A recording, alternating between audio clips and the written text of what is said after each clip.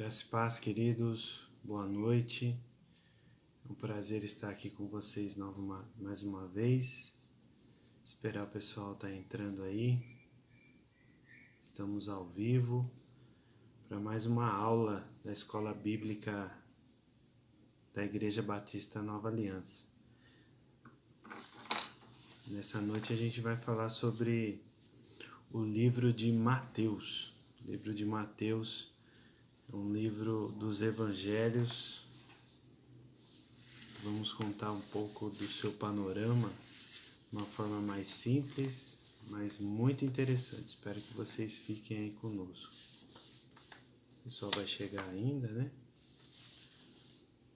Louvado seja Deus. Enquanto o pessoal chega, vamos orar. Pai amado, em nome de Jesus, nós queremos, Senhor Deus, te agradecer, Pai, pela tua graça, te agradecer pela tua misericórdia, te agradecer pelo teu Espírito Santo, que colocou o teu amor no nosso coração. Ô Espírito Santo, é o Senhor que colocou, é o mediador sobre o amor de Deus e o nosso coração, e nós te louvamos por isso. Te agradecemos, a Deus, porque o Senhor é bom e a tua misericórdia dura para sempre. Nós oramos, Senhor Deus, por essa cidade, Pai. Mais uma vez, a cidade de Araraquara seja tocada pela tua graça, tocada pela tua misericórdia. Que o amor do Senhor esteja agindo, Deus, sobre esses corações. Deus amado, que em nome de Jesus, a graça do Senhor esteja agindo copiosamente sobre essa cidade, Pai. Ó Deus, nós te pedimos perdão pelos pecados dessa cidade, Pai. Nós te pedimos perdão, Senhor Deus, pelas falhas, pelos erros, Senhor Deus, dos governantes, Pai. Ó Deus amado, de todos aqueles que estão, Senhor Deus, sendo legisladores nesse município, Pai. Nós te pedimos perdão pelos seus pecados. Os pecados da igreja, Senhor Deus, nós te pedimos perdão. Nós te pedimos perdão, Senhor Deus, pelos pecados da sociedade, Deus. De todos aqueles, Senhor Deus, aqueles que estão lá em cima, Deus, como empresários bem-sucedidos, e aqueles que são assalariados, autônomos, Senhor Deus. Que, ó Deus amado, o Senhor tenha misericórdia de cada classe social e que, ó Deus, o Senhor perdoe os seus pecados, ó Deus. Nós somos pecadores, nós somos falhos, nós somos, ó Deus amado, pessoas que não merecem, Deus, a sua graça.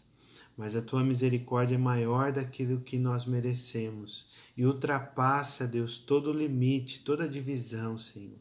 E eu te peço nesta hora que o Senhor, que é o remédio para essa cidade, Deus. O Senhor é o remédio para essa cidade e nós te pedimos a cura, Senhor Deus, dessa cidade. Cura essa cidade e ela será curada, meu Deus. O Senhor é o Todo-Poderoso, o Senhor é o Criador dos céus e da terra e do mar e tudo está debaixo do teu governo, Deus. Em nome de Cristo Jesus, dá ordem aos teus anjos, ó Deus, para estar ao redor desta cidade e traga, Senhor Deus amado, a tua misericórdia, traga a tua graça, traga o teu favor, ó Deus, sobre toda essa cidade. Que as pessoas sejam cheias de compaixão, Deus, umas pelas outras, porque o Senhor que escolheu essas pessoas para amar uns aos outros. Oh, meu Deus, em nome de Cristo Jesus, que nós possamos, como igreja do Senhor Jesus, sermos cristãos verdadeiros, ó Deus, cristãos obedientes à tua palavra, que nós possamos guardar os seus mandamentos e principalmente praticá-los, ó Deus. Em nome de Cristo Jesus, alcança cada coração angustiado, preocupado, cheio de medo, ó Deus, porque o Senhor é o nosso refúgio, a nossa fortaleza, o nosso socorro bem presente na hora da angústia. Portanto, não temeremos, como diz a tua palavra, não iremos temer, ó Deus, mal algum chegando na nossa tenda, porque a tua presença está sobre esta cidade. Essa cidade é conhecida como a cidade do Senhor, ó Deus, e rios de alegria, Senhor Deus, fluirão para esta cidade. Todo pranto se converterá, Senhor Deus, em alegria nessa cidade. Nós proclamamos a tua palavra sobre a cidade de Araraquara, Deus, e esse quadro será revertido para a honra e glória do Senhor, ó Deus. Nós cremos na tua palavra, confiamos e depositamos toda a nossa esperança na glória do Senhor, ó Deus, em nome de Cristo Jesus. Amém. Amém, meus queridos. Aleluia, glória a Deus, graça e paz. Começamos diferentes aqui, né? A gente começou a orar primeiramente. Eu quero dar as boas-vindas a todos aí, Vanderleia, o Douglas e a Regiane, o Valdo e a família, pastor Adilson, sejam muito bem-vindos. Glória a Deus pela vida de vocês. Vamos lá então, que o tempo passa bem rápido, né? Então nós vamos fazer aqui uma exposição do livro de Mateus, um dos primeiros evangelhos na nossa Bíblia, né, ocidental. E nós vamos ver umas coisas interessantes aqui sobre os evangelhos, né? A Vilminha está chegando, graça e paz, Vilma, seja muito bem-vinda. Então o livro de Mateus, quem escreveu esse livro? É importante a gente dizer isso, né? Maria, graça e paz. Abração para o Felipe também. Então, quem escreveu o livro em si, de Mateus, ele não tem uma assinatura, como os outros que nós já vimos, né, do Antigo Testamento, e nós vamos ver também esses outros. Cláudia e Eliana também, sejam muito bem-vindos. Então, ele não tem uma assinatura, então é um livro anônimo. Então, esse livro anônimo quer dizer o quê? Que não tem aquela ratificação. Graça e paz, Marcão. Olha quem apareceu aí. Louvado seja Deus pela sua vida. Tassiana também chegou. Cláudia e Eliana, glória a Deus. A Dina, seja bem-vinda. Depois a gente vai falando aí, né? As boas-vindas para cada um. É que é muita gente para a gente falar, né? Glória a Deus. Então, queridos, o livro de Mateus é bem interessante porque a gente não tem assinatura do livro, não tem um livro. Não é um livro que já leva a sua assinatura ali, dizendo quem o escreveu. Mas a tradição hebraica, a tradição do povo de Israel, eles consideram que Mateus. Então a gente fica nessa tradição, segundo tantos anos aí, né? Então vamos lá. Nós temos esse Mateus, né? Quem que é esse Mateus? Mateus diz o quê? Que ele foi um publicano. A Bíblia diz que Mateus foi um publicano. Esse publicano era odiado, né, pelo seu povo, porque ele recolhia os impostos do seu povo e entregava para o seu suzerano, né, que no caso era o Império Romano. Então ele não era muito bem visto, né? Essa profissão não era bem vista diante de tudo o que eles praticavam. Então, o que Mateus quis dizer para os seus leitores daquele primeiro século? Né? O que ele estava querendo trazer? Ele estava querendo trazer a boa notícia que Jesus, Mateus escreveu, essa boa notícia da vida de Jesus, um ungido, né? O Messias. Então, a palavra Cristo no Antigo Testamento, no hebraico significa Messias e do grego é traduzida como ungido, né? O Cristo. Então, ele escreveu isso com esse intuito de trazer essa nova notícia aí, essa boa notícia para eles. Então, a palavra evangelho, é interessante dizer também, aproveitar o contexto, a palavra evangelho, ela aparece agora no Novo Testamento, no primeiro século, por influência de Roma, que era uma palavra que não era usada. Você pode perceber que no Antigo Testamento não existia isso. E onde foi escrito o livro de Mateus? Então, na Sírio-Palestina, então aquela região de Israel, no primeiro século. Quando foi isso escrito? Mais ou menos, aproximadamente, foi escrita no ano 60 ou 70, né, depois de Cristo. Então você imagina dentro desse cronograma, né, dessa cronologia, se Jesus morreu com 33 anos, então aproximadamente 30 anos depois que Jesus foi morto e ressuscitado, nós encontramos Mateus aí escrevendo toda essa narrativa, contando todos esses detalhes, que nós vamos entender melhor. Então era uma necessidade, porque os apóstolos eles falavam daquilo que eles estavam vendo, as testemunhas. Olha aí quem está chegando também, João Pedro, glória a Deus, João Pedro, e toda a família, né? Tá lá o Diego, né? Boa noite, guerreira do Diego, isso aí eu conheço. Jaqueline, sejam muito bem-vindos. Então ele escreveu esse livro com essa intenção de mostrar para aquele povo e provar para eles, né, que Jesus é o Messias. Então, por que, né, adiantando, né, para provar a todo o povo judeu que esse Jesus que morreu e ressuscitou era o Messias prometido do Antigo Testamento. Então, com essa finalidade, tem muita base bíblica, o livro de Mateus, provando quem era esse Jesus, que era o Messias prometido do Antigo Testamento.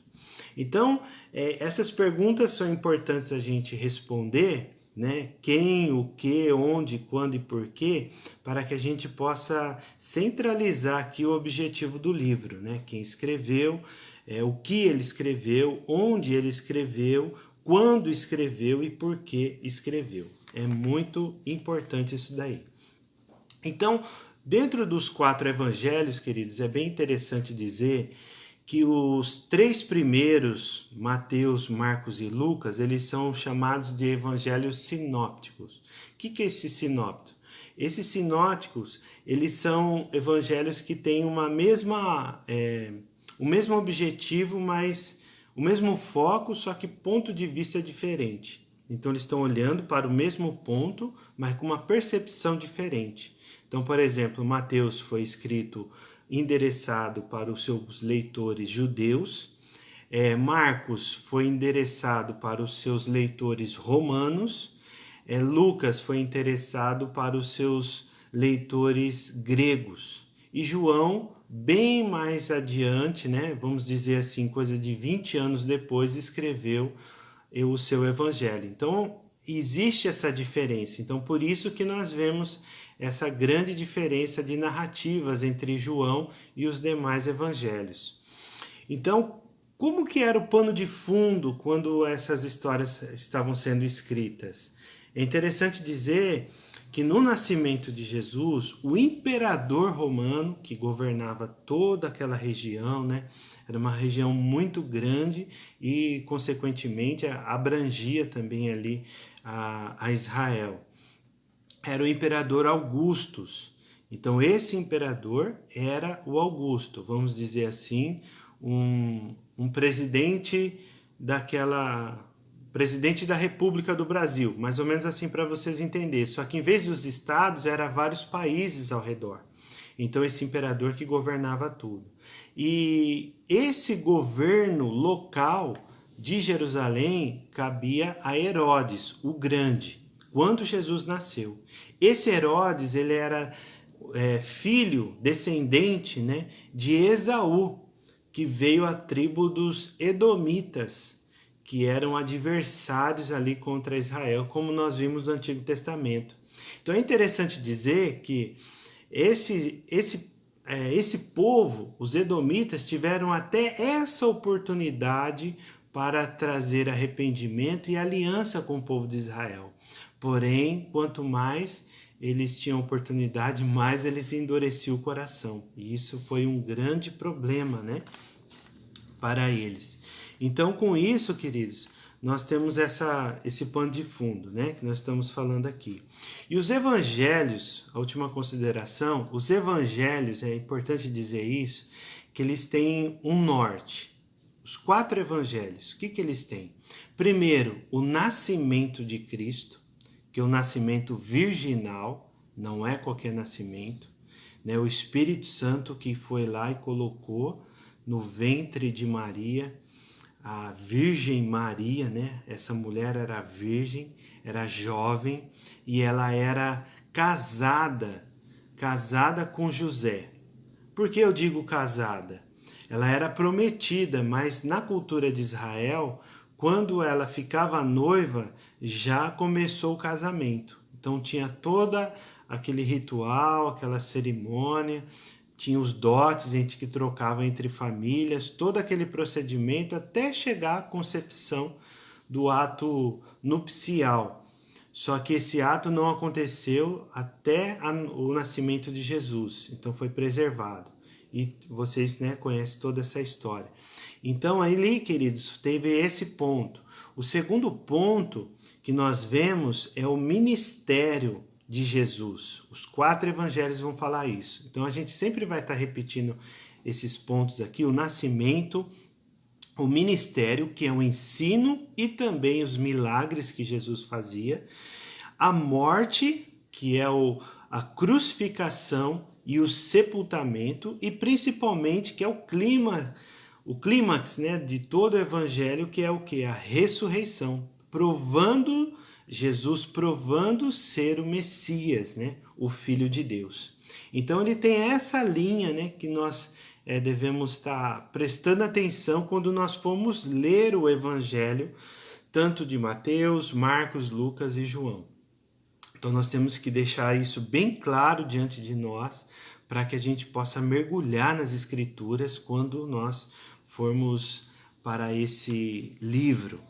Então a proposta dessa escola bíblica é que você possa ter essas aulas uma vez por semana. O ano passado nós tivemos todo o Antigo Testamento, e esse ano nós vamos começar com os evangelhos. São 27 semanas, se assim Deus permitir. Preciso muito das orações dos irmãos para que isso tenha um objetivo central. Qual que é o objetivo da escola e de toda a pregação? É que o nome do Senhor seja glorificado, que a palavra dele seja honrada e também a igreja edificada. Então toda a palavra tem esse objetivo de glorificar o nome do Senhor, a honrar a palavra de Deus e também a igreja ser edificada. Então esses 3 pontos que nós vamos estar preservando. Então preciso muito da oração dos irmãos para que a gente possa ter êxito aqui, né?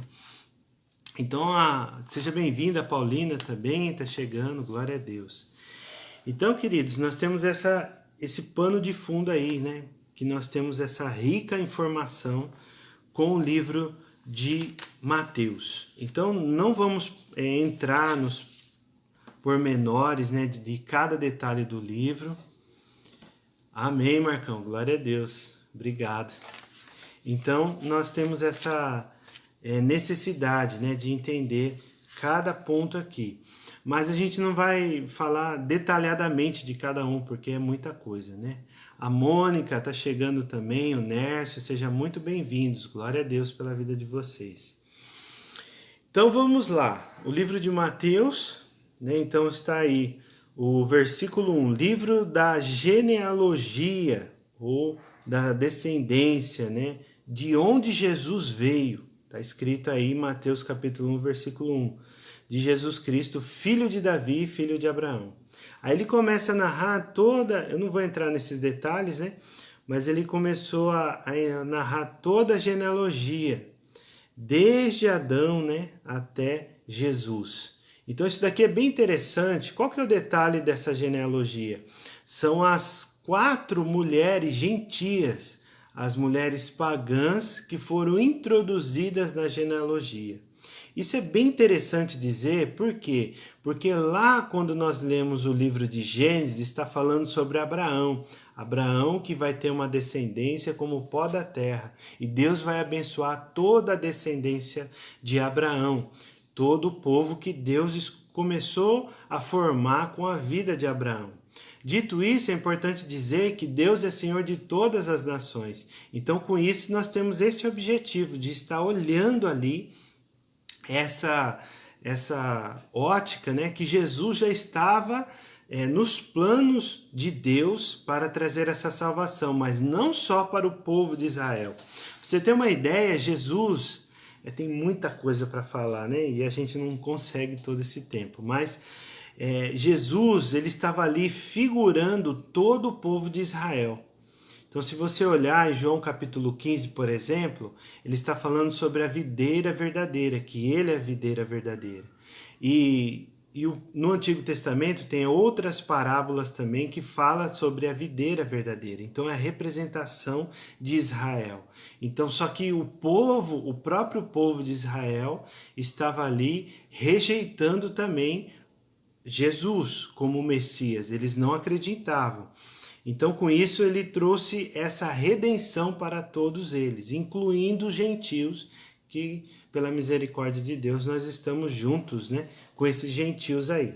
Então a genealogia tem esse propósito, né, de mostrar da onde Jesus veio, que lugar ele veio, né, qual que eram as suas origens, e a origem também humana, né, é importante dizer que é humano. O nascimento de Jesus pelo ventre de Maria Virgem da onde Jesus veio como Deus, entende? Então a genealogia fala do homem e Maria fala da parte espiritual, da divindade de Cristo.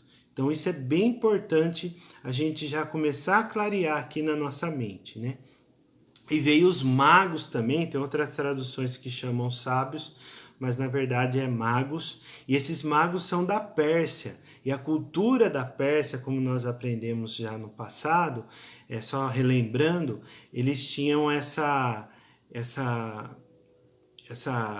aptidão, né, vamos dizer assim, para poder consultar, né, toda a astrologia e fazer essas leituras aí. Então, com isso, eles trouxeram esses presentes, né? Mas era uma coisa assim que Deus já estava ali programando.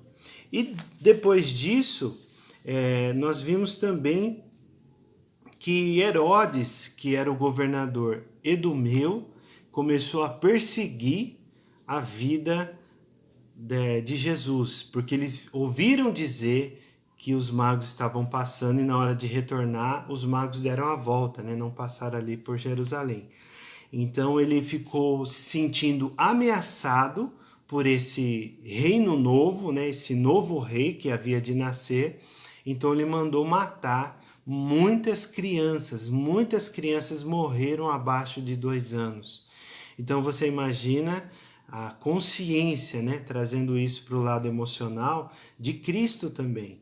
Porque depois ele ficou sabendo quando ele era mais velho. E os seus pais tinham essa consciência que por causa de Cristo muitas crianças morreram também. Então, olha só cada ponto que vai abrangendo, né? São muitas informações. Mas nós vemos também um ponto importantíssimo que é a partir do capítulo 3, que é na vida de João Batista. João Batista é o primeiro profeta nesse Segundo Testamento. É o primeiro profeta segundo o Testamento. É primo de Jesus, né? 6 meses mais velho do que Cristo. E ele veio para anunciar, como diz lá em Malaquias capítulo 3, versículo 1, ele foi o mensageiro de Deus para anunciar que Cristo ia vir. Então ele trouxe essa consciência, né, para que todo aquele povo se convertesse verdadeiramente, né? Então ele começou a anunciar, a pregar o arrependimento, como diz aí no capítulo 3 de Mateus. Naqueles dias apareceu João Batista pregando no deserto da Judéia, e ele dizia: arrependam-se porque está próximo o reino dos céus. Pois é a João que se refere o que foi dito por meio do profeta Isaías. Vós o que clama no deserto, preparem o caminho do Senhor, direitem as suas veredas. Então você vai observar que o livro do profeta Isaías é muito citado no Novo Testamento. Então, como a gente disse também, outras partes, que é o propósito do escritor, no caso aqui de Mateus, de provar que Jesus Cristo é o Messias. Então ele traz essa narrativa, né? E depois traz uma obediência incrível que é o batismo, que Jesus vai até o profeta para se batizar. E o Espírito do Senhor já havia colocado no coração, na mente, uma convicção que Jesus Cristo, naquele momento, era o Messias. Depois, mais para frente, com a sua prisão, ele até duvidou, porque ele estava encarcerado, então ele estava ali numa situação bem diferente. E a vida do profeta às vezes tem esses altos e baixos, né? Se a gente olhar para a vida de Elias, tem essa diferença também. Então, queridos, ele foi lá e se batizou para cumprir tudo isso. E é interessante dizer que qual que é a voz que surgiu dos céus, né? No versículo 17 do capítulo 3 de Mateus diz: "Este é o meu filho amado, em quem me agrado, em quem me comprazo." Então essa vontade de Deus está ali nesse relacionamento. Então a primeira frase aqui nós vemos anunciando essa ligação de pai e filho, essa ligação genuína, né? Porque nós já vimos a promessa do homem e também a promessa divina. Então essa ligação é muito importante para a gente enxergar todos esses detalhes, né? E aí nós prosseguimos, né? Que é a parte mais difícil no capítulo 4, que é o primeiro round, né? Que Jesus venceu a Satanás. Então aqui foi o que? Ele colocou, se você pesquisar em algum atlas bíblico, né? A gente tem um atlas aqui que nós consultamos, e Jesus foi colocado no pináculo do templo. Era um templo do lado ali, e esse templo ele tinha uma visão muito ampla, e onde Satanás colocou no coração dele. Imagina os dois sentados lá, né, e Satanás colocando. E Jesus foi conduzido pelo Espírito Santo para ser tentado no deserto. Então olha só que tremendo que é as escrituras, queridos, é apaixonante. Quanto mais você lê, mais você se apaixona pela palavra, por esse verbo aqui encarnado, né? E nós vemos essa maravilha de tantos acontecimentos. E ali ele vence com Deuteronômio capítulo 6 e Deuteronômio capítulo 8 também. Ele anuncia todas essas palavras, combatendo aquela ilusão, aquela meia-verdade que Satanás estava querendo colocar no coração dele. Assim como Satanás conseguiu colocar no coração de Eva, Satanás ele tinha essa intenção de bloquear a ação de Deus para trazer salvação à humanidade, que era a consumação de Jesus na cruz e a sua ressurreição. Então era a oportunidade, como ele era novo, não tinha começado ainda o seu ministério, só que deu errado, né? Satanás foi com seus planos frustrados. Mas Deus também permitiu isso porque existia humanidade no coração de Jesus, além da sua divindade, que ele não assumiu isso para poder fazer o seu ministério, mas ele buscava, orava a Deus. Então, com isso, nós vemos essa grande verdade, né? Que Deus ele foi glorificado através de Jesus nessa ação, nessa tentativa de Satanás bloquear. E aí sim, depois dessa tentação, no versículo 12 do capítulo 4, começa o ministério. Então o ministério é dividido em duas partes que nós conseguimos enxergar aqui, fazendo um resumo aqui desse livro. O ministério é dividido em duas partes. Primeiro, como nós vimos aqui na sequência, são os milagres, a obra, a ação de Jesus para trazer alívio para aquele que estava sendo oprimido por enfermidade, por demônios e passando fome e necessidade. Então essa obra, vamos dizer assim, de assistência social que Jesus estava fazendo com o poder do Espírito Santo, era para trazer alívio para essa comunidade de Israel. Então começou lá com a Galiléia, da onde a Galiléia é conhecida dos gentios. Então a gente volta lá para a genealogia, a gente volta lá para o começo de Gênesis. Então ele começou a fazer isso. Aí ele chama os pescadores e ensina e depois cura muitas pessoas. Aí para mim, no meu além, né, lógico, da ressurreição, de todos esses 4 pontos importantíssimos, que é o nascimento virginal, o ministério de Jesus, a morte, sepultamento e a ressurreição de Cristo. Esses 4 pontos é muito importante enfatizar aqui para vocês, Porém, a respeito do ministério, o ensino de todos os evangelhos, na minha opinião, na minha humilde opinião, e eu acho que vocês vão concordar comigo, é que o Sermão da Montanha é o ápice do evangelho. Então, do Novo Testamento, quando se fala de ensino, quando se fala de praticar a vontade do Pai aqui na terra, né, como é no céu, é o Sermão da Montanha, é o Sermão do Monte. Esses 3 próximos capítulos é algo assim sobrenatural. E você imagina quando Moisés estava lá no Monte Horebe, recebendo as 2 tábuas, né? Alguns dizem que é 2 tábuas, mas as tábuas dos 10 mandamentos. Ele estava recebendo ali toda a instrução bem resumida, bem categórica dos 10 mandamentos. Os 4 primeiros falando sobre a respeito de Deus, os mandamentos a respeito de Deus, e depois os outros 6 a respeito dos mandamentos para o próximo. Então você vê essa distinção muito clara se você observar com atenção. E depois disso nós vemos o quê? Jesus subindo numa montanha, num lugar mais alto, mas não muito alto, mas uma planície com uma certa elevação, porque o povo ficava tudo ao redor da onde ele estava sentado. E ele começou um discurso com as bem-aventuranças. E passou por toda essa bem-aventurança, o Sermão do Monte.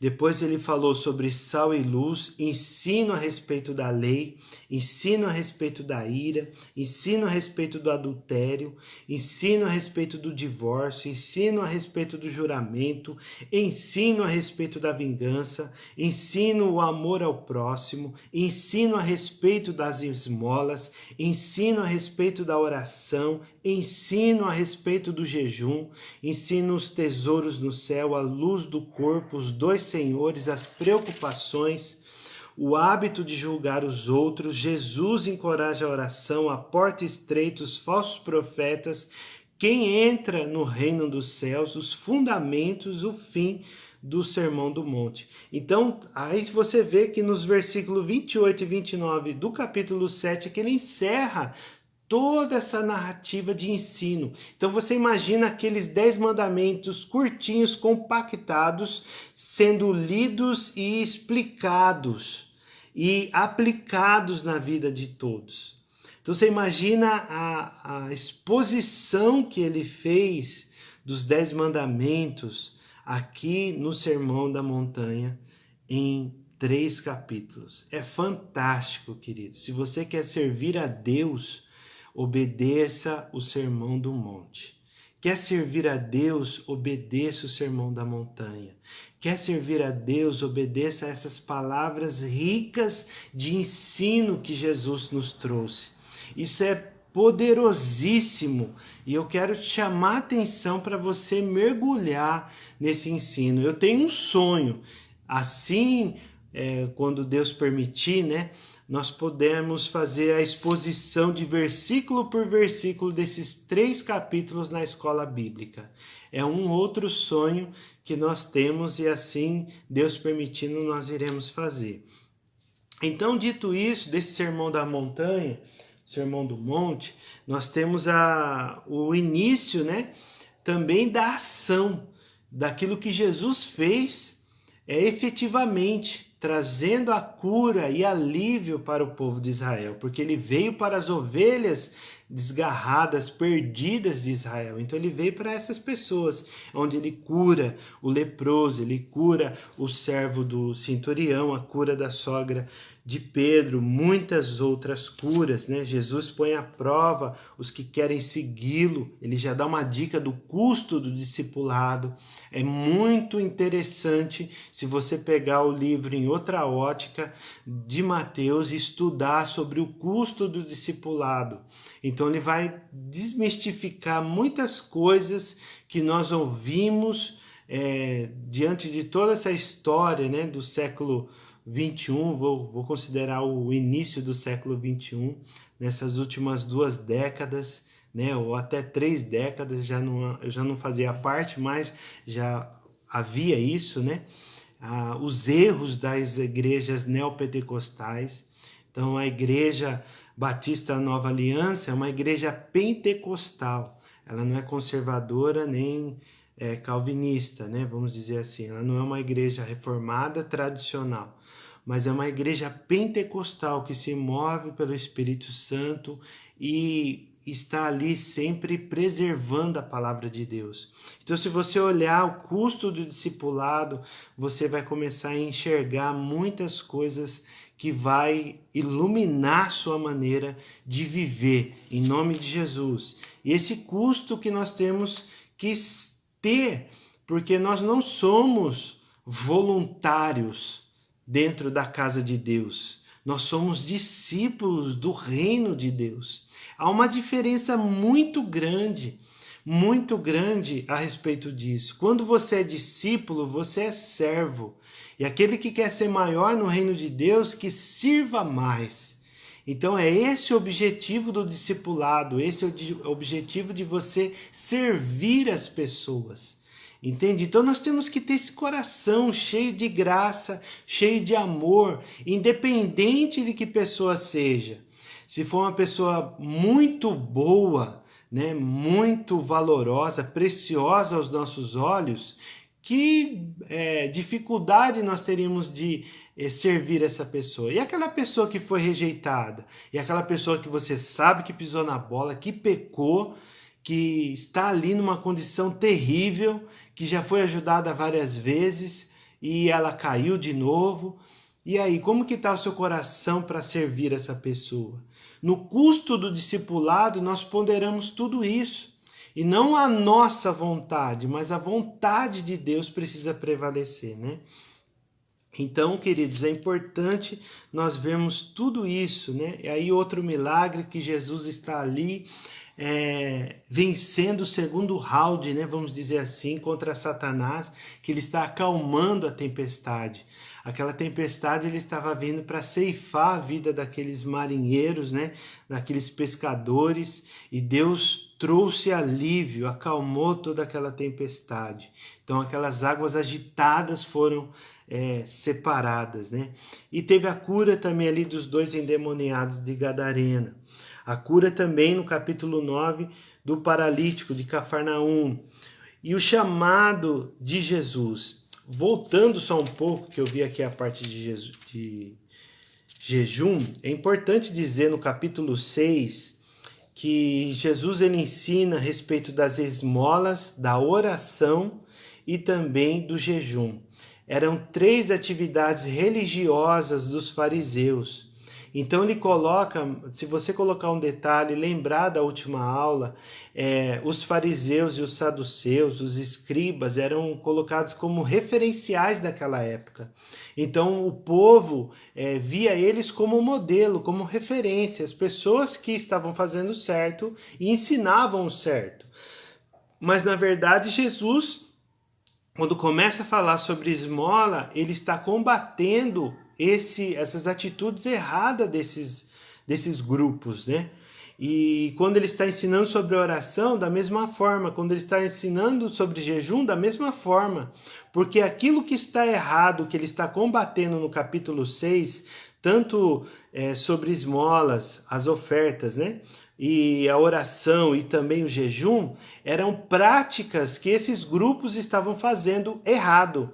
Ele falava então que isso deveria ser mudado. Então a transformação da nossa vocação, né, desse discipulado, de aprender, precisa ser através da transformação do conhecimento da palavra de Deus, está ainda entrando dentro do nosso coração. E aí, olha só que interessante que no capítulo 9, no versículo 14, ele volta a falar sobre jejum novamente. Então isso você vê a importância. Ele fala muito sobre o perdão, porque o perdão, o que Satanás quer? Ele quer dividir a igreja, ele quer dividir casamento, ele quer dividir amizade, ele quer dividir tudo. É a obra de Satanás, ele quer dividir. Então, o que nós vemos a respeito do perdão? Essa unidade. Não importa que igreja que você frequenta, não importa qual a nomenclatura que você está servindo lá, aquele grupo, aquela comunidade. O importante é que nós somos unidos dentro da igreja universal, não do reino de Deus, mas na igreja universal, que é uma igreja unida em todos os sentidos, dentro dessa geografia, dentro aqui do Brasil, dentro da nossa cidade. Nós precisamos ter unidade dentro das igrejas que confessam a mesma fé que nós, entende? A mesma fé que nós. Então, a mesma fé. Não vou... O grande problema, querido, das igrejas, né? Não querendo ser apologeta aqui, mas o grande problema é as igrejas neopentecostais. É um novo pentecostalismo. Não é um pentecostalismo clássico que nós vimos. É um pentecostalismo, o neopentecostalismo, é um pentecostalismo, uma maneira de servir a Deus, servir a igreja, com sincretismo religioso. Aí põe o sal, põe a rosa, põe a caneta, põe não sei o que e vende por R$1.000 para arrecadar dinheiro. Então isso daí, queridos, nem vou falar o nome dessas igrejas, mas é uma coisa interessante e importante para você observar, porque nós precisamos desse evangelho de se doar, não de pegar essa, né, como diz lá em Miqueias, que chegava até, ou em Amós, chegava até morder o tutano do osso do pobre. Entende? A pessoa que nós ouvimos já dizer que estava ali quase entregando até a sua... Já entregou o pagamento, já entregou casa, já entregou o carro para a obra, entre aspas, de Deus. Mas isso não é vontade de Deus. Deus não está pedindo isso na palavra. Então estão moldando um evangelho. E esse evangelho não é verdadeiro. O evangelho é de Deus. Como diz lá em Romanos, o evangelho é de Deus, não são de placas de igreja. Então nós temos que ajudar as pessoas independente disso, né? Não colocar reino aí. Então, queridos, é importante a gente ver esses pontos, né? E nós temos aí, no capítulo 10, indo bem rapidinho, né? No capítulo 10 nós temos o poder e a missão do reino de Deus, né? O custo do discipulado. E esse capítulo 10 fala do envio dos 12 e também a dura recepção que eles estavam sofrendo. Os 12, os discípulos, foram instruídos porque eles estavam sendo enviados à casa de Israel ainda, naquele tempo. Lá com o apóstolo Paulo, ele foi enviado para os gentios. Então aqui nós vemos essa importância de ver a consciência que Jesus estava querendo passar para os discípulos, que eles iam encontrar uma pedreira, ia estar nas trincheiras, porque eles iam ser muito perseguidos, iam sofrer demais. E isso aconteceu, que foram presos e executados os discípulos de Jesus, os 12, né? Aqui que foram chamados. Então olha só, essa dura recepção é que Cristo estava ali advertindo. Por quê? Porque Jesus ia morrer. Jesus estava pronto para morrer por todos nós e pelos pecados de Israel. E ali ele estava conscientizando o discipulado. Aí entra o custo do discipulado. Até que ponto nós somos cristãos, né? Para fazer a vontade dele ou para ter os prazeres dessa vida? Os prazeres até no bom sentido, né? Não é nos prazeres pecaminosos de imoralidade sexual, de vícios, dessas coisas, os prazeres da carne, como diz lá em Gálatas capítulo 5. É os prazeres de você viver uma vida confortável, uma vida ali onde você está sossegado e você não está servindo, mas entrando numa igreja para ser servido. Olha a diferença de contraste, né? Esse contraste que nós precisamos prestar atenção e olhar até que ponto nós possamos nos doar para o próximo. Então é isso que é importante dizer. Depois se levantou um grande questionamento e oposição a Jesus e ao reino. Nós vemos lá no capítulo 11 e o capítulo 13. Faz a ligação com a posição e a profecia do servo sofredor. Então aqui, lá em Isaías capítulo 42, tem 4 cânticos a partir do 42 que chama o Cântico dos Servos. E esse cântico do servo sofredor está sendo direcionado para Cristo. É uma profecia do profeta Isaías dizendo o que Cristo iria padecer, né? Como nós vimos, e é bem conhecido o capítulo 53. Então ali nós vemos esse questionamento, essa aflição que ele iria passar. E ele também fala das 7 parábolas e os propósitos da parábola no capítulo 13. Então tem 7 parábolas ali que você pode meditar e tem muita informação riquíssima. É importante dizer também, queridos, não sei se eu estou indo muito rápido, mas é importante dizer que se você pegar um domingo de manhã, um sábado à tarde, que você está bem tranquilo, um horário que a sua mente está bem sossegada, ou de manhã, não sei, cada um tem a sua realidade, mas depois dessa aula, você pegar um dia dessa semana que você estiver bem tranquilo e ler o livro inteiro de uma só vez. Eu aprendi isso com um livro, né? Vivendo a Palavra, e eu fiz isso, queridos, é maravilhoso. Eu li o livro inteiro de Mateus de uma vez só. Tive algumas paradinhas, né? Mas eu gostaria de ler assim, parado de uma vez, direto, mas eu não consegui 100%. Mas só desse fato de pegar aqui umas 3, 4 horas da manhã, de um período, né?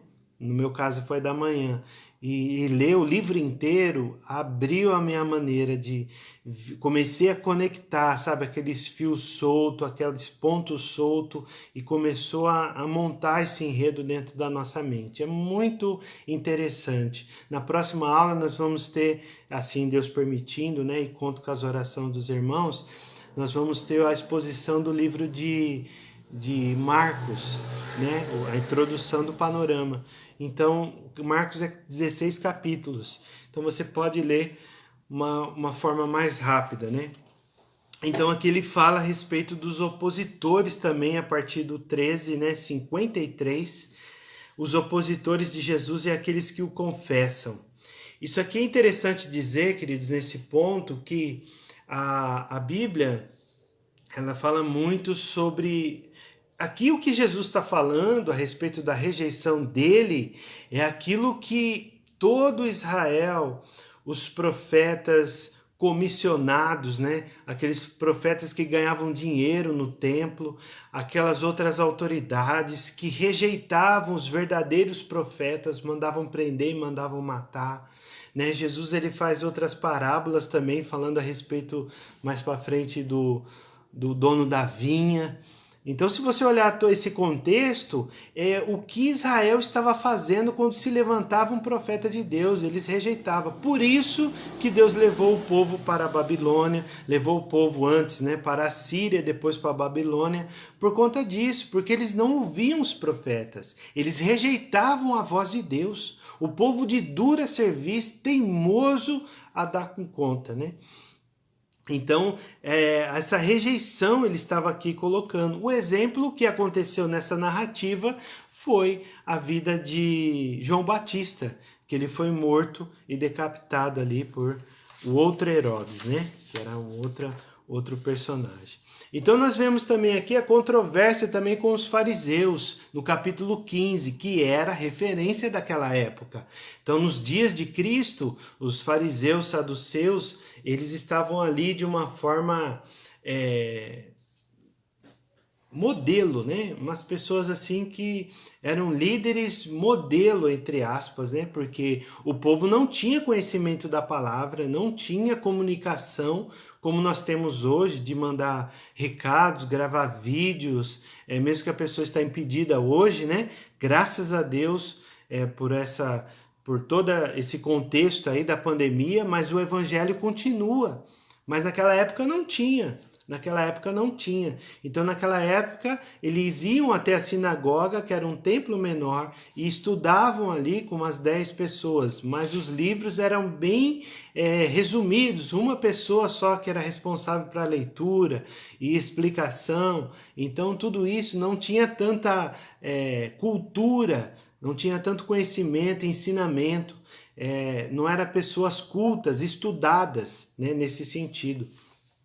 Então, Jesus começa a advertir contra os ensinos dos fariseus e saduceus, mostrar que aquilo que eles estavam ensinando poderiam ser até importantes, mas a prática deles era a contrária. Então, quando eles entravam nessa parte da tradição oral, né, eles falavam bonito, eloquentemente, falavam grandes conceitos de sabedoria, falavam das escrituras, falava da Torá, no caso a Tanakh, a lei de Moisés, falava dos profetas, mas na hora de cumprir, no vamos ver, né, na hora do bate-pronto ali, eles já falavam, praticavam outras coisas que não condizia. Por isso que Jesus está exortando aqui no capítulo 15. E ele exorta a confissão também dos discípulos de quem é Jesus. Isso é importante dizer no capítulo 16. Por quê? Porque eles não sabiam, né? Jesus queria ter essa certeza, que eles sabiam que ele era o Filho de Deus. Por isso que ele perguntou, quem que o povo está dizendo? Uns falam que é profeta, outros não sei o quê. Aí Pedro se levanta, não, você é o Filho de Deus, o ungido, né? O Cristo. Então, quando ele fala isso, os discípulos, e isso já se multiplicou, essa informação, mas ia se cumprir a palavra do servo sofredor, ele ia para a cruz, ele ia ser pendurado no madeiro. Então, olha só que interessante que é isso. Mas mesmo assim ele fez questão que as pessoas soubessem. O ensino também sobre a fé, no triunfo sobre os demônios também, lá em 17, 14 a 21, e fala novamente do retorno do discipulado. Você imagina, aquelas pessoas estavam sendo enviadas para proclamar o evangelho, e os demônios se submetiam a eles no nome de Jesus. Então o mundo espiritual daquele tempo estava borbulhando, queridos, porque Satanás estava louco para impedir essa obra, mas quem poderá, né, contra o nome do Senhor? Então ninguém, né? Como diz lá em Romanos capítulo 8. Então ali eles retornaram jubilantes. Aí Jesus também, ele fala que Jerusalém recebe o seu rei, a partir do capítulo 19, recebe o seu rei, Jesus Cristo, e o rejeita. Então quando fala da rejeição de Jesus, rejeitou o profeta de Deus. Porque lá em Lucas capítulo 24, ele vai falar sobre o quê? Ele vai falar sobre os 2 discípulos no caminho de Emaús, e os discípulos contando para Jesus, sem saber que ele era Cristo, o Salvador ressuscitado. Ele falou que ele era profeta, poderoso em palavras diante de Deus e dos homens. Então eles reconheciam isso, né, que o povo estava fazendo. Mas a grande maioria, principalmente das autoridades romanas e as autoridades espirituais também, os escribas, fariseus, saduceus, estavam todos ali parando, rejeitando, porque ia estragar todo o comércio, ia estragar tudo aquilo que eles estavam plantando e consumindo, sustentando as suas famílias com a riqueza que o povo estava entregando. Então, veja bem, Jesus estava querendo atrapalhar isso. Então, o que essas pessoas fizeram? Esses grupos fizeram? Rejeitaram a Cristo novamente. Então, deixaram Cristo de lado mais uma vez, rejeitando ele. Aí no capítulo 19, ele vai falar sobre a parte simplista ali, vamos dizer assim, do ensino do divórcio. Então ele vai ali falando com todos os detalhes, né, sobre o divórcio, que é um tema muito importante de vocês ser estudado. E é importante dizer o que a palavra diz sobre o divórcio. A pessoa pode se divorciar em 3 situações. A primeira situação é a morte. Então o cônjuge morreu, então ela está livre para casar novamente. A segunda situação é a respeito do adultério, né, imoralidade sexual. Então ela pode separar e seguir a sua vida com outra pessoa, o que a Bíblia diz. E o terceiro, né, que a gente, sinceramente, eu descobri faz pouco tempo, que eu não tinha me atentado a isso, é a respeito do abandono. Então, a pessoa abandonada. Então, isso é muito forte, queridos, é muito forte. Tem muita coisa para falar só sobre o abandono. Mas que você reflita isso lá em 1 Coríntios capítulo 7, que tem essa parte, se o crente e o não crente, né, estiverem casados e um decidir viver a sua vida longe, né, que ele vá. Então esse abandono às vezes não é literal, mas ele é emocional. O casamento é uma parceria, o casamento é um negócio, o casamento é uma aliança, o casamento é amizade, o casamento é cumplicidade. E às vezes não existe isso em muitas famílias. E tristemente falando, existe isso dentro dos cristãos. E é uma verdade que precisa ser dita, porque precisa ser transformado esses corações. Esses corações precisam de transformação, precisam ser transformados pelo poder do conhecimento de Deus. Então as pessoas precisam saber que eles precisam amar os seus cônjuges. As pessoas precisam saber, tanto o homem quanto a mulher, que eles precisam ser seguros um com o outro. Então essa segurança vem de cumplicidade, de amizade, de certeza. Então isso é muito importante dizer para que a gente possa esclarecer esse ponto aqui, né, do divórcio bem rapidamente. A gente só está pincelando alguns pontos, né, mas é importante. No 19 e no 20 ainda do capítulo nós temos a oposição e o discipulado mais uma vez. Aí no 26 ele começa que Jesus é provado, né? Onde ele é preso e ele é levado para julgamento e por fim crucificado, morto e sepultado. Então Jesus ele entra aqui nesse clímax da ressurreição. Mas antes de chegar nesse clímax, o escritor Mateus ele trouxe 2 pontos muito importantes. Vale lembrar que ele escreveu esse livro mais de 20 anos depois da morte de Cristo, né? Mais ou menos, ou até 30 anos, dependendo do seu contexto. E ele traz 2 situações no capítulo 27, é o véu rasgado de alto a baixo, o véu rasgado de alto a baixo e também a ressurreição dos mortos, aqueles que estavam ali, né?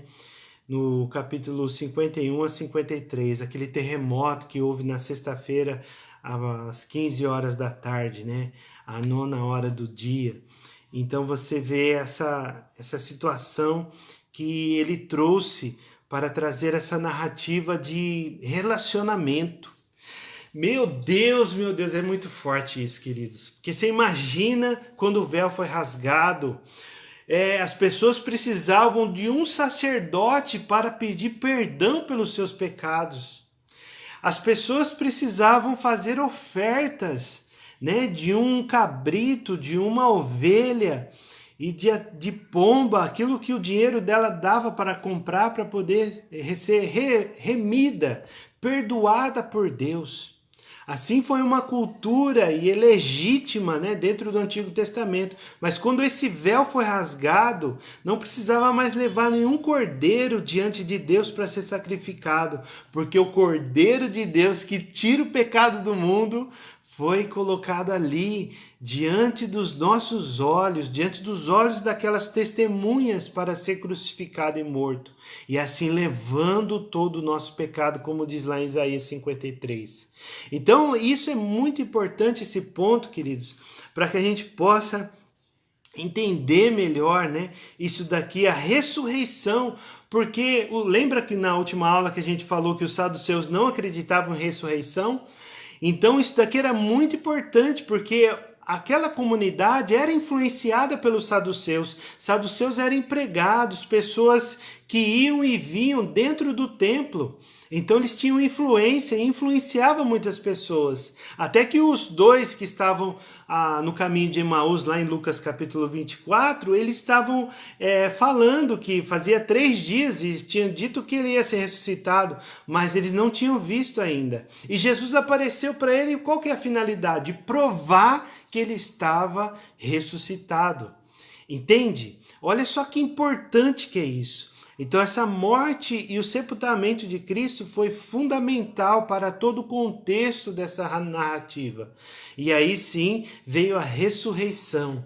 E é essa ressurreição, queridos, que depois dos 4 evangelhos nós entramos no capítulo 1 de Atos e temos os discípulos ali, mais de 500 pessoas contemplando a Cristo, falando com eles, que ele ficou cerca de 40 dias aqui na terra depois da sua morte, segundo os biblicistas, e essa visão, né, de Jesus subindo ao alto, ascendendo, acessando os céus, é algo assim surreal, né? Você imagina aquele coração, a comunidade ali contemplando o Jesus que eles viam fazendo milagres, o Jesus que havia morrido, e a Bíblia diz que desceu até desceu até o inferno para poder e depois trazer a chave da morte, né? Venceu a morte. Então, uma coisa assim, não está na Bíblia isso, mas a gente imagina, né? Fala assim, ó, acabou, né? Chegou lá embaixo, lá no inferno, ele falou, acabou, hein? Parou, deu, basta. Agora daqui para frente é comigo. Então, olha só que tremendo que é isso, cara. É muito forte. E aí ele trouxe toda essa narrativa. E aí, como nós sempre falamos, né? Os 2 testamentos são muito antigos. Então, se você analisar, nós temos aí cerca de 3.600 anos com o início lá das narrativas de Moisés. 3.400 anos atrás.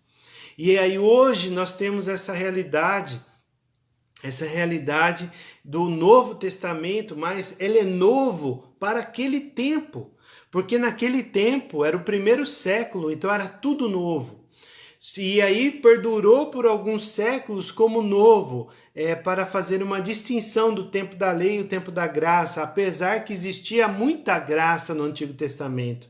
Se você olhar tanto o favor de Deus através da vida de Abraão, de Moisés e também dos patriarcas e dos profetas, tanta misericórdia de Deus, tanta graça, tanto favor de Deus para que aquele povo continuasse vivo, porque a vontade de Deus era fazer isso, era matar Jesus, como Deus fez para trazer salvação. Isso era o propósito de Deus, mas Deus queria fazer isso com o próprio povo.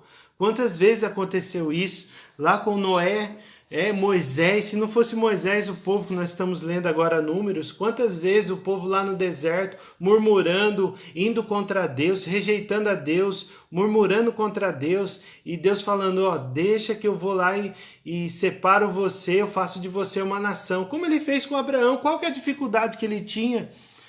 Não tinha nenhuma, mas só que Moisés, ele intercedia, pedindo a misericórdia de Deus para aquele povo de dura serviço. Contextualizando um pouquinho para os nossos dias, o que nós poderíamos dizer? Nós poderíamos dizer que esse povo que nós vimos hoje, rebelde às autoridades, não acreditando nas coisas, não acreditando que Deus está vindo como um juízo sobre o nosso tempo, sobre o ano passado e este ano, com esta praga, com esta pandemia, ele está vindo para trazer luz para o coração das pessoas, para que as pessoas se arrependam dos seus pecados, como o apóstolo falou, para nivelar todas as pessoas. Não adianta ser muito rico, não adianta ser muito pobre. Essa doença pode pegar qualquer um e ceifar sua vida, como nós vimos tantas pessoas, né? E aí a gente pega um sábado com o sol bem alto e você olha para cima assim e você vê a beleza de toda a criação de Deus. Deus continua sendo Deus. Mesmo diante de todos esses problemas que nós estamos vivendo, nós olhamos para o alto e nós vimos a soberania, a majestade, a autoridade de Deus governando sobre tudo. É perceptível isso, querido. Se você olhar para o céu num dia caloroso, você vai observar aquela brisa suave, parece que não está acontecendo nada. E muitas pessoas estão mergulhadas no medo, na preocupação, na ansiedade, em todos os seus traumas e situações emocionais que estão apavorando o povo. Mas como diz a palavra lá em Salmo 46, versículo 1, 2 e 3, Deus é o nosso refúgio, a fortaleza. Deus é a nossa fortaleza, o nosso socorro bem presente na hora da angústia. Portanto, não temeremos, porque Ele está no controle, Ele está na presença.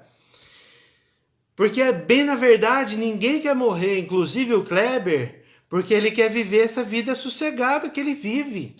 Agora, se fosse uma vida de sofrimento, fosse uma vida de perseguição, de morte, de cadeia, de prisões, como aqueles discípulos lá do primeiro século sofreram, qual que era a finalidade?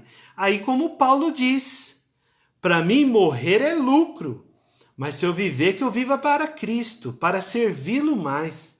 Entende? Olha essa percepção, queridos. Pensa, raciocina comigo.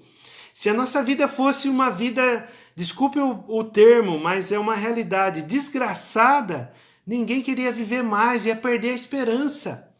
E Jó foi persistente nisso, mesmo a mulher dizendo para ele amaldiçoar o seu Deus e morre. Aí Jó diz, mesmo que nós não podemos receber se nós recebemos o bem de Deus, por que nós não podemos receber o mal?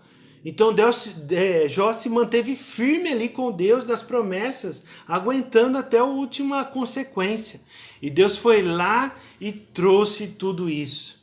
Queridos, é fantástico. Louvado seja Deus, louvado seja Deus. Então é isso que nós precisamos abrir os nossos olhos. Abre o seu olho. Abre o seu olho porque Deus está olhando você. Abre o seu olho porque Deus está olhando você.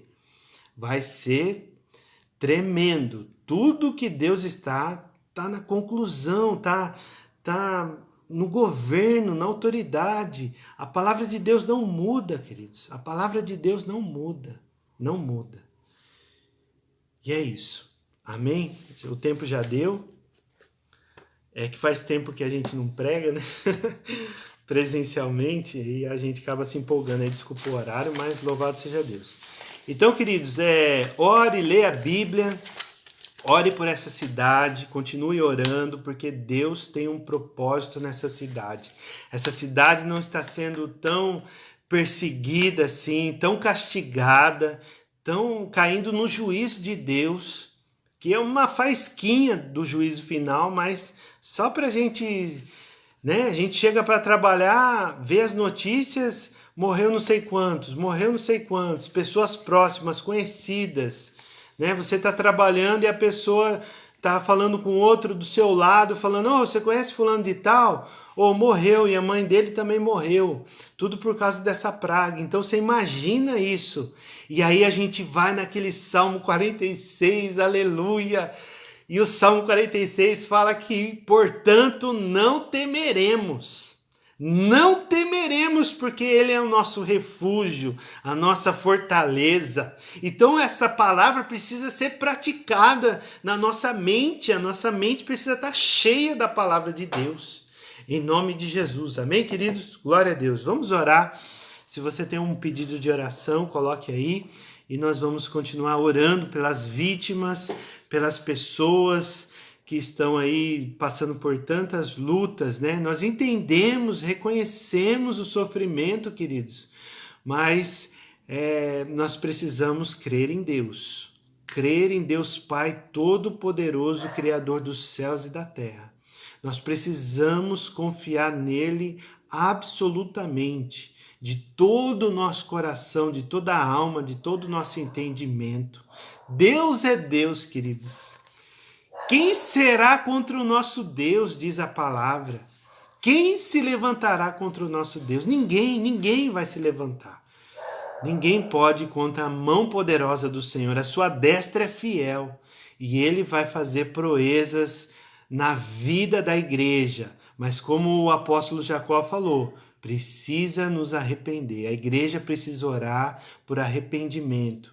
Arrependimento das autoridades, dos poderes legislativos, dos poderes, né, de tudo que está governando aí. O arrependimento da igreja, o arrependimento da sociedade. Nós estamos vivendo em dias difíceis, mas tenha bom ânimo, porque eu venci o mundo, diz a palavra. Aleluia, vamos orar. Pai amado, em nome de Jesus, quero te agradecer, Deus, por esse privilégio de estar aqui, Senhor Deus, compartilhando essa escritura maravilhosa. Essa escritura que nos dá toda a força, nos traz vida, Senhor. A tua palavra é santa e verdadeira e a tua palavra transforma a nossa mente. Oh, meu Deus, em nome de Jesus, nós te pedimos perdão mais uma vez pelos pecados das autoridades do Legislativo, Senhor Deus, da Câmara Municipal, da Prefeitura, Senhor Deus. Oh, Papai amado, em nome de Jesus, cuida dessa cidade, tenha misericórdia dessa cidade, meu Deus, em nome de Jesus, Pai. Que essa cidade seja conhecida como a cidade de Deus, como a tua cidade, Pai. Que apesar de tudo isso que nós vivemos, nós estamos proclamando que dessa cidade vai sair um rio, Senhor Deus, um rio de água de alegria, Senhor Deus, um rio de alegria que vai nutrir toda essa cidade e outras cidades também. Em nome de Jesus, Pai, nós declaramos porque a força dessa cidade, a alegria dessa cidade de Araraquara está no Senhor e na tua graça, na tua palavra. Oh, meu Deus, que o teu nome seja glorificado, Deus, que a tua palavra seja honrada e a tua igreja seja edificada na autoridade do nome de Jesus, Pai. Em nome de Jesus, Senhor Deus. Nós oramos no nome de Jesus. Amém, queridos? Louvado seja Deus. No sábado, né? Nós vamos ter aí a live do culto de celebração no domingo e vai ser tremendo, né? O apóstolo Jacó vai trazer uma palavra aí para nós, vai edificar a nossa alma. Preste atenção, né? Depois, durante a semana, você pega esse texto que o apóstolo Jacó está fazendo e pratica a observação desse texto, faz as suas anotações, faz a sua meditação. Não deixe essa palavra parada lá no domingo, sabe? Muitas vezes eu fiz isso, deixei a palavra parada lá, mas hoje eu estou com uma mente renovada, estou buscando a Deus em todas as minhas forças para que essa palavra viva entre dentro de mim. E eu quero te encorajar a fazer a mesma coisa. Faça isso. Faça isso. Não durma enquanto a palavra não seja iluminada pelo poder do Espírito Santo na sua vida. Amém? Deus abençoe.